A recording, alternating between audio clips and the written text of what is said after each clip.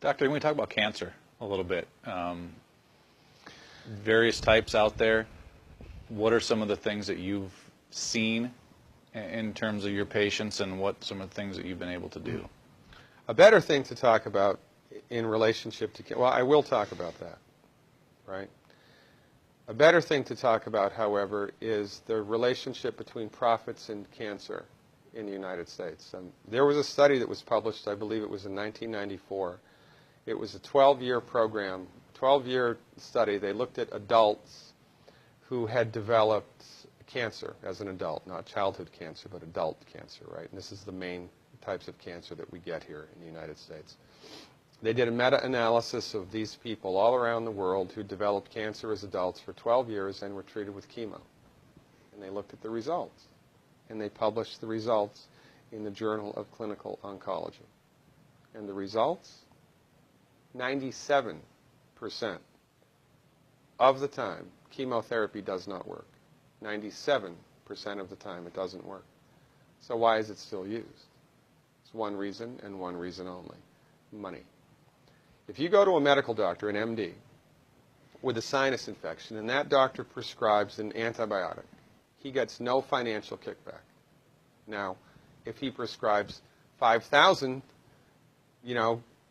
of that antibiotic in 1 month, the drug company that makes it might send him to Cancun for a conference, right? Mm-hmm. But he gets no direct remuneration. It's not with chemotherapeutic drugs. It's different. Chemotherapeutic drugs are the only classification of drugs that the prescribing doctor gets a direct cut of. So if your doctor prescribes chemotherapy for you, here's how it goes, more or less. The doctor buys it from the pharmaceutical company for $5,000, sells it to the patient for $12,000, insurance pays $9,000, and the doctor pockets the $4,000 difference. And there ought to be a law. The only reason chemotherapy is used is because doctors make money from it. Period. It doesn't work 97% of the time. If Ford Motor Company made an automobile that exploded 97% of the time, would they still be in business? No. This is the tip of the iceberg of the control that the pharmaceutical industry has on us. Most people have no idea of this at all. Now, I wrote a book. It's called The MD Emperor Has No Clothes, right? In my book, I have a bulleted list of 10 questions that every cancer patient should ask their doctor. 10 questions. I've had patients kicked out, literally, kicked out of the oncologist's office because the doctor was PO'd that the patient was asking him these questions. And these are just common sense questions. Cancer treatment in the United States, we have lost the war on cancer. We have lost the war on cancer. Why? Because cancer is not a reductionistic phenomenon. Cancer is a holistic phenomenon.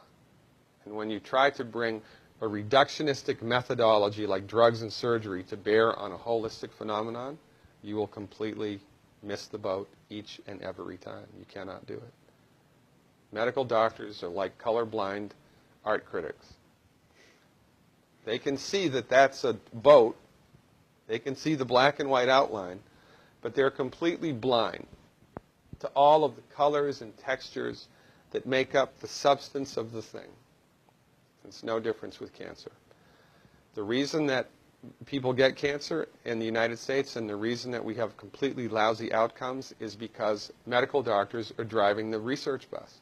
When women get together and do a 5K run for breast cancer, all of that money, do you think any of that money goes to nutritional research? Do you think any of that money goes to homeopathic research or acupuncture or traditional Chinese medicine or naturopathic research? No.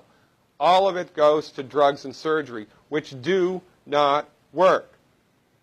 Now, why aren't those women running for selenium? If every girl in this country took 200 micrograms of selenium, in one generation we'd eliminate breast cancer by 82%. That's a big number. Why aren't we doing that? Because medicine in the United States is a for-profit industry, and most people are completely unaware of this, And most people bow down to the altar of MD-directed high-tech medicine at their own